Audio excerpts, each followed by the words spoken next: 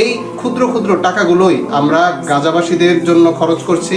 আলহামদুলিল্লাহ, মাস্তুল ফাউন্ডেশন পক্ষ থেকে আমরা বাংলাদেশ থেকে নিয়ে আসা সেই অনুদানগুলো আমরা আজ এই ফিলিস্তিনের ছোট ছোট মাসুম বাচ্চাদের হাতে তুলে দিচ্ছি, যেন তা দিয়ে তারা সামান্য চিকিৎসা করতে পারে, এই অর্থ দিয়ে একটু আনন্দের সাথে জীবনযাপন করতে পারে।